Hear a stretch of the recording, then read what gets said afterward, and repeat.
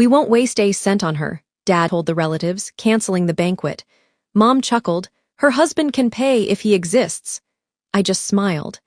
Next morning, a chauffeur arrived and handed Grandpa the invitation my husband had signed. I sat there, hands folded in my lap, my nails digging into my palms so hard I nearly broke skin. My cousin Amy whispered loud enough for the others to hear. Does she even have one? Maybe she made him up. A round of chuckles followed. I lifted my chin, refusing to let my face betray the heat crawling up my neck. I didn't argue. I didn't beg. Instead, I gave them the smallest smile, calm and deliberate. That smile silenced them for a moment because, deep down, they couldn't understand why someone humiliated wouldn't defend herself. Dad sneered, mistaking my silence for defeat. Good, he muttered, clinking his glass. At least she won't drag us into her mess anymore. But inside me, the silence wasn't defeated. It was on fire. That night I lay awake, replaying every sneer, every chuckle, every dismissive glance. I thought about all the years I'd swallowed their mockery, all the times I'd been their easy target because I wasn't loud, because I didn't boast about what I had. They thought my quiet meant I had nothing. Morning came too quickly, sunlight streaking across the curtains, and the house was still buzzing with relatives who'd stayed the night after the so-called celebration. My father's voice carried down the hall, bragging about how he saved money canceling the useless banquet. My mother's laughter followed, sharp and satisfied, and then 3 sharp honks cut through the chatter outside. The relatives shuffled toward the windows, confusion painting their faces. A black car, sleek, polished, the kind they'd never dream of renting, rolled up the driveway. The chauffeur in a crisp suit stepped out with precision, his posture commanding attention. Gasps rippled through the living room.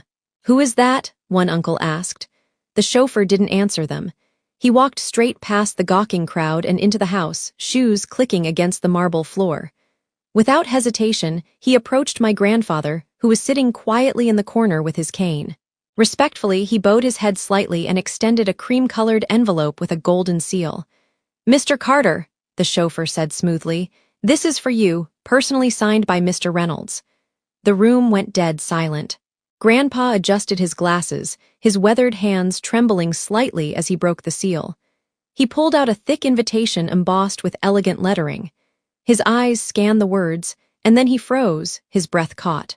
Slowly he looked up at me, his voice cracking with disbelief as he whispered, "This is from your husband." The room erupted. My mother's smirk collapsed. My father shot up from his chair, his face drained of color. My cousins swarmed like vultures, desperate to see what was inside the envelope. I stood calm and composed, my heart hammering in my chest, but my face unreadable. I looked directly at my parents, their mocking words from last night still echoing in my ears. "Yes," I said softly, but firmly, "from my husband." And in that moment, I saw something I'd never seen before in their eyes, fear. The air felt heavy, as if the house itself had stopped breathing. Grandpa held the embossed invitation in his frail hands, his lips moving silently as he reread the words. Every eye in the room was fixed on him, but no one dared speak first. Finally, his voice broke the silence, measured, serious, and trembling with authority. "This is no ordinary banquet invitation," he said, looking at the golden lettering again. "It's from the Reynolds estate, signed by your husband, Alexandra." The weight of his words crushed the smugness out of the room. My mother's smile faltered, her hand frozen around the glass of juice she hadn't lifted yet. Dad cleared his throat, trying to disguise his sudden unease. "Reynolds," he scoffed, though his voice cracked. "There are plenty of Reynolds out there, could be anyone." But Grandpa shook his head firmly. "No, not just anyone. The Reynolds family is one of the most influential in the state. Old money, old power. If this is true," his eyes moved to me with a sharpness I wasn't used to, "then you've all made a terrible mistake." Murmurs broke out like fire spreading in dry grass. My cousins whispered furiously among themselves. Aunt Linda fanned herself as though the room had turned sweltering, and my uncle muttered, "Impossible. She couldn't have." I rose slowly, letting my chair scrape against the marble floor, the sound deliberate and sharp. My heart pounded, but my face remained composed, unreadable. "You wanted proof," I said, voice steady. "There it is." Mom's voice cracked, the superiority gone, replaced with a frantic edge. "Stop pretending, Alexandra. Some printed cards with a fancy seal doesn't mean anything. Anyone could have made that. She turned toward Grandpa, her tone sharpening. Dad, don't fall for this. The chauffeur, still standing near the doorway with perfect posture, raised an eyebrow. Without a word, he pulled out his phone, tapped a number, and put it on speaker. A crisp male voice answered almost instantly. Mr. Reynolds's office, the voice said. The chauffeur spoke calmly, every syllable clear. This is Daniel, confirming the delivery of the invitation to Miss Alexandra Carter's family. There was a pause. Then the voice replied, Confirmed. Mr. Reynolds personally requested it be delivered this morning. He'll see you all at the estate this evening. The call ended. The silence that followed was deafening. Dad staggered back as if someone had punched him, his complexion pale, his arrogance dissolving into panic. Estate this evening, his voice was barely a whisper. Amy, the cousin who mocked me the loudest, swallowed hard, her face drained of color. Wait, are we supposed to go there? My eyes locked with hers, calm but cutting.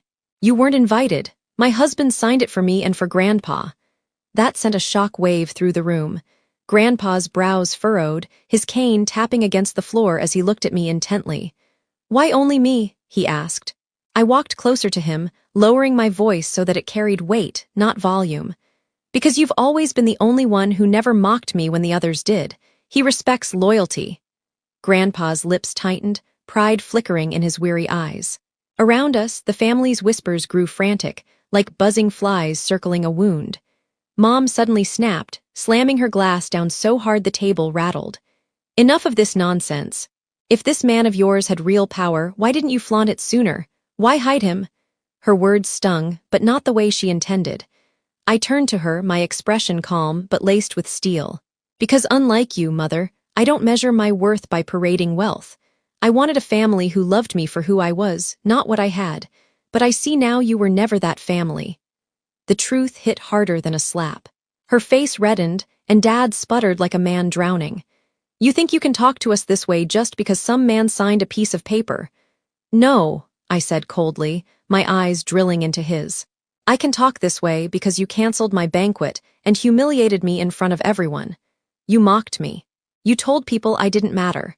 But now, the very man you dismissed as imaginary has given you more reason to fear him than you'll admit. The chauffeur finally spoke again, his tone professional, but carrying an edge that left no room for debate. Miss Alexandra, the car is waiting. Mr. Reynolds instructed me to bring you and Mr. Carter only. His eyes swept the room, unbothered by the desperate, wide-eyed stares of the others. Mom lunged forward, grabbing my wrist, her nails digging into my skin as her voice trembled, no longer mocking but desperate. Alexandra, please, you can't shut us out. We're family. I slowly pulled my wrist free, looking her dead in the eye. Family doesn't laugh while tearing you apart. Family doesn't cancel your joy just to save face. Whatever you were, you lost that title the moment you chose pride over me. Grandpa rose with surprising strength, his cane thumping against the marble. She's right, he declared, his voice carrying the weight of decades of authority, silencing the room. And if what we're seeing is true, then she's the only one among you worth standing beside. Dad tried one last time, his voice cracking under the pressure. You'll regret this. Men like that, like Reynolds, they don't stay. They'll use you and leave. I looked at him, steady and unflinching. Maybe, but unlike you, at least he doesn't hide his cruelty behind the word father. The chauffeur gestured toward the door. Shall we, Miss Alexandra? I nodded, turning toward the exit. My heels clicked against the floor, each step echoing through the hall like a final judgment. Grandpa followed beside me, his head held higher than I'd seen in years. And behind us, Mom's voice finally broke, trembling with fear. What if she's telling the truth? What if he really is? She didn't finish. She didn't need to. The silence that followed was answered enough because, deep down, they all knew this wasn't a game. This was just the beginning. The drive to the Reynolds estate was silent, except for the hum of the engine. Grandpa sat beside me in the back seat, his weathered hands clutching the invitation like it was a lifeline. His eyes flicked to me every few minutes, filled with questions he hadn't asked yet. Finally, as the city skyline faded into sprawling countryside, he spoke. Why didn't you tell me sooner, Alexandra? His voice wasn't angry. It was heavy, like a man carrying years of regret.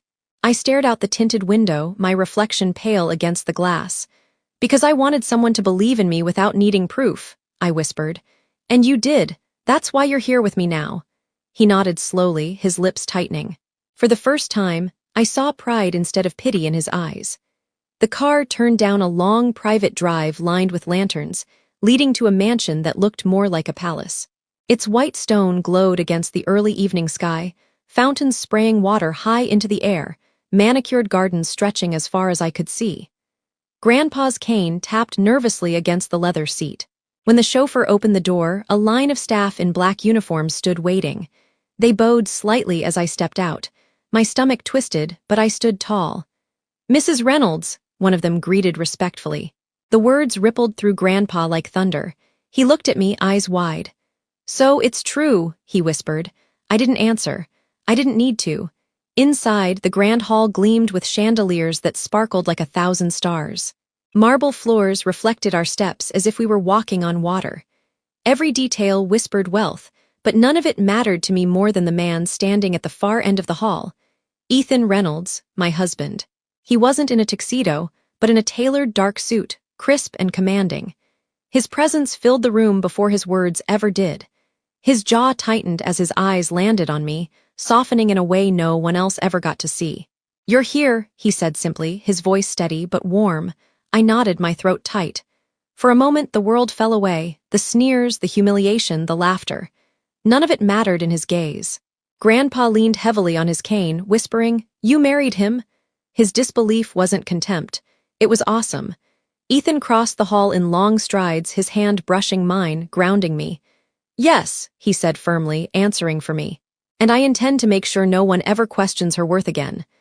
Before I could respond, one of the staff approached with a phone in hand, whispering urgently. Ethan listened, his expression darkening. He turned to me, his jaw sharp. "They're outside," he said, my chest tightened. "Who?" He glanced toward the doors where voices echoed faintly, even through the thick walls. "Your parents and the rest of them." Grandpa's head whipped toward me, disbelief flooding his features. "They followed us." Ethan's lips curled into something between a smirk and a promise. "They won't get far without an invitation." We stepped toward the massive glass doors, and there they were. My parents, my aunts, my cousins, all standing at the gates, shouting, waving their arms. Desperation painted their faces, so different from the smug superiority they wore the night before. Security held them back, professional but unmoving. Their words carried faintly on the wind. "We're family."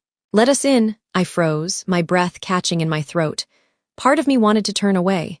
Part of me wanted them to feel every ounce of what they'd put me through. But Ethan leaned down, his voice low enough that only I could hear.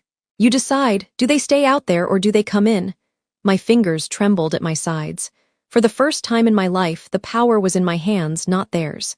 Grandpa looked at me, his eyes steady. "Whatever you choose, Alexandra, make sure it's for you, not them." I stared through the glass at the family who had mocked me, canceled my banquet, laughed at my silence. And now, stripped of their arrogance, they were begging for a place at the very table they'd once denied me. The decision would define everything, and I knew when I opened my mouth, they would never forget what I chose. The shouting outside grew louder, echoing through the estate gates like the cries of beggars at a palace door. My mother's voice pierced through, frantic and desperate. "Alexandra, we're your family, don't do this." For years, those words, "We're your family," had been twisted ropes they used to bind me, to silence me, to remind me of my place beneath them. But now, standing behind reinforced glass with Ethan's hand resting protectively at the small of my back, those same words sounded hollow. Ethan leaned closer, his voice a low current of calm power. "Say the word and they're gone." My chest rose and fell, the weight of choice pressing down. Grandpa, steady on his cane, watched me with unblinking eyes. He didn't interfere. He didn't plead. He knew this wasn't his decision to make. It was mine. I stepped forward, heels clicking against the marble until I stood at the threshold. The guards opened the doors just wide enough for my voice to carry out. My parents' faces snapped toward me, relief flooding them as if they truly believed I would save them from humiliation. I let the silence stretch, my eyes sweeping across every familiar face. My mother trembling but still trying to stand tall. My father jaw clenched in defiance, masking fear. My cousins wide-eyed and whispering among themselves. Finally I spoke, my voice steady, cold but not raised. Last night you canceled my banquet. You mocked me. You laughed when I was silenced. And now you stand here begging for entry into the very life you once dismissed. Dad's face twitched. We didn't mean it like that. You know how families joke. I cut him off, sharp and unwavering. That wasn't a joke. That was cruel, and you enjoyed every second of it. Mom's mask cracked, her voice breaking as tears welled. Please, Alexandra, don't shut us out. We made a mistake, but we're still your parents. The word parents stabbed deep, but I didn't flinch. Parents protect their children. Parents don't strip them of dignity in front of a room full of relatives. You stopped being my parents the moment you decided my worth was a burden. Gasps rippled through my cousins, but no one dared defend them. Grandpa's voice rang out behind me, firm and steady. She owes you nothing. Ethan stepped forward, his presence towering, his tone razor-sharp. This estate welcomes loyalty, not mockery, respect, not greed. Alexandra has the right to decide whether you step foot inside. I turned slightly, meeting Ethan's eyes. He didn't pressure me, he simply waited. And then it all crystallized. I remembered the smirk on my mom's face, the way Dad raised his glass when he cut my banquet, as if he'd won some cruel game. I remembered Amy's sneer, the whispers, the laughter. They had reveled in my humiliation. Now it was their turn to feel it. I straightened my shoulders, my words slicing through the air. Guards, close the gates! The command hung heavy. My family's expressions shattered. Mom lurched forward, nearly falling to her knees. Dad's face twisted in fury, shouting something that dissolved into nothing as the heavy gates clanged shut in their faces. The sound was final, irreversible. Behind me, Grandpa exhaled, a mixture of pride and sorrow in his eyes. You've done what they forced you to do. They made their bed and now they're lying in it. I turned to him, my voice softening for the first time. I didn't want revenge, I wanted respect. But sometimes, the only way to earn it is to stop giving people the chance to break you. Ethan took my hand, squeezing it gently. His voice carried the final judgment. Tonight, Alexandra is no longer the girl they mocked. She is my wife, and she will never be silenced again. As the doors closed behind us, sealing the noise outside, I felt a strange calm settle in my chest. For the first time in years, I wasn't the quiet one at the table, the shadow in the corner. I was the one in control, and this time they would never forget it.